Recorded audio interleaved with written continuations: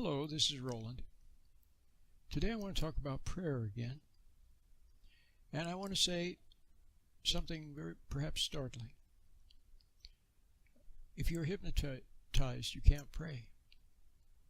If you are in a hypnotic trance, you can't really pray effectively.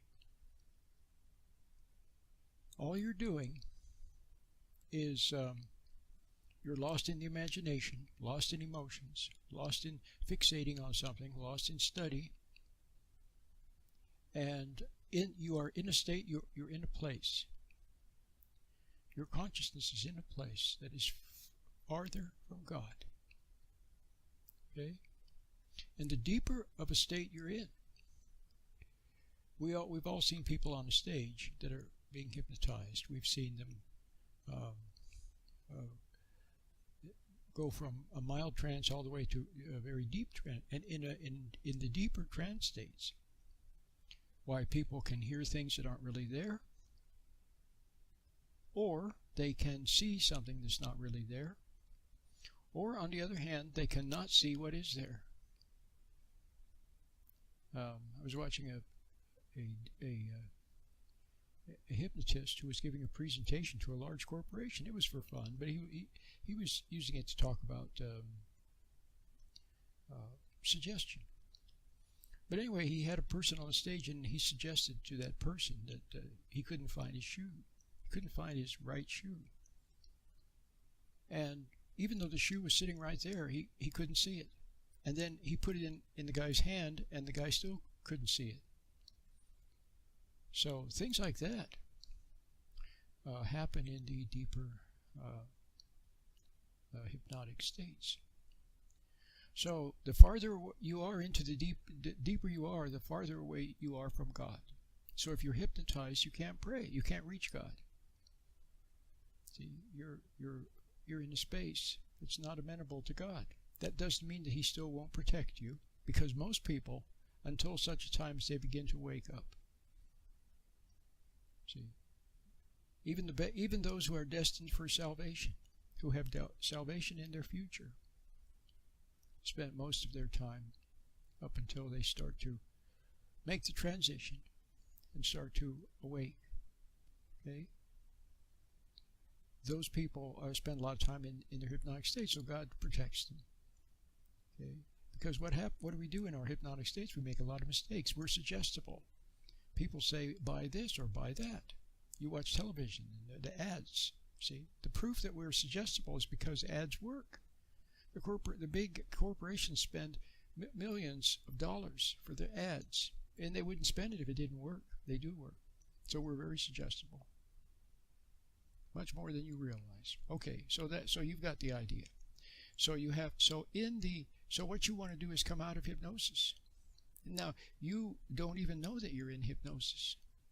You go around, you do your work, you go to school, you cook, you go shopping, and you repair things, or whatever you do. You do not realize that you're spending, one hypnotist said, at least 70 to 80% of the day. I think it's more. And he even said it's probably more of the day in some level of hypnotic trance. So, first of all, you have to ask yourself, even though I'm sitting here wide awake and I don't feel anything, could I possibly be in a hypnotic trance? Well, you may be if things aren't working out, or if you don't feel your prayers are reaching God. See, or if you keep making mistakes and you don't know why, or if you drink, or you smoke, or you eat too much, or you bite your nails, or you worry. See, any of those things, any bad habits that you have, any compulsions that you don't understand, any fixations, anything that you have to have, or anything that you can't stand, aversions, attractions, all of these things are evidence. And emotions. If you get angry, if you get upset, if you cry, if you get any emotions, see, are an indication of hypnosis. And then if you study a lot, for sure study is fixation. Fixation and concentration produce the hypnotic state.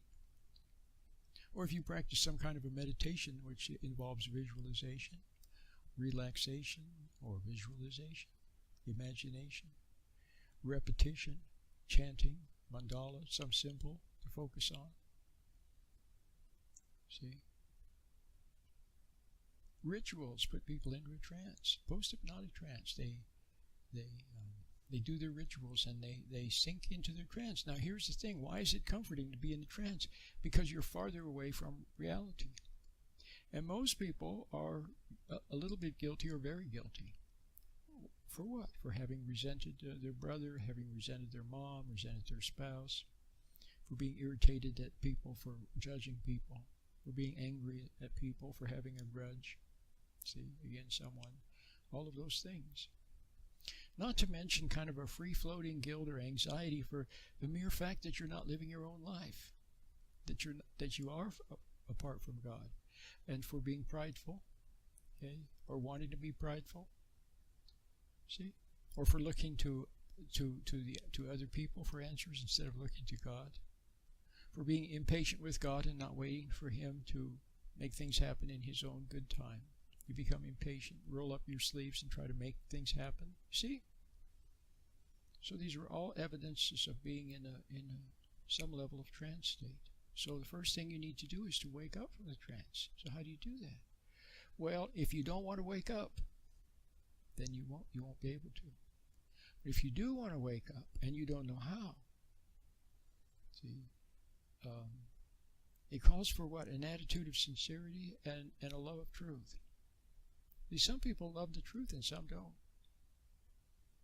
See, you can find, sometimes you find people that are the most messed up, drug addicts and in jail and everything, the most seemingly messed up people, or actually they are messed up. But you know what? Deep down in their heart, they love the truth. And the way they got messed up was by becoming angry. They resented injustice. They resented phoniness. See, they became full of anger, suppressed rage and hate, and then you know what happened after that. They made mistakes, they turned to drugs, and so on. So some of those people, when they hear the truth, when they hear it, it's like a bell. Okay? And they want to wake. They want to come back to truth. They want to find the truth. Well, so may I recommend my little meditation that I have? It's, you know what it is? It's designed to help you come out of hypnosis and back to reality, back to the present where the birds are singing. Okay, back to awakeness. Up, up, up, out of your fixations and your concentrations and your upsets and your worries and your doubts and your fears and reliving the past and planning for the future. Up from that, up to being fully awake. And then when you're fully awake, there's something even more, which is awareness, which is you to come in contact with God's light, the light of truth, which is what you should have remained in contact with all your life. You were close to it when you were a little child, but you fell away from it when you became upset and emotionalized. People did it to you, and then you became angry. And you looked to your parents for guidance, and you found out they had feet of clay. Maybe they did the best they could, but they failed you, especially your father, you see, so you resented him for that. So these things, and then you went out in the world looking for love, and so you got close to the peer group and so on, and then they led you, see, so you became suggestible, and they led you astray. So after a long time, many years perhaps, messing up, now you're finally ready to come back to truth, and it's such a wonderful thing to come back and now develop a rapport instead of a rapport with outside people, and instead of a closeness to things, closeness to your food, your alcohol, your latte, your objects, your possessions, your books, even your prayer beads, somehow using them, see, to some kind of an ego support. So instead of closeness to them, now closeness to God within. Okay? So the little meditation I have is very simple. It's nothing complicated. It's very simple. It's only 6 minutes. You can learn it. It's 6 minutes long. You can learn it in 6 minutes. Then you can practice it with listening to my voice, because, you know, that helps at first. But then after a while, you just do it on your own. And it helps you to come back to the present and get and to the presence in the present. Okay? My name is Roland.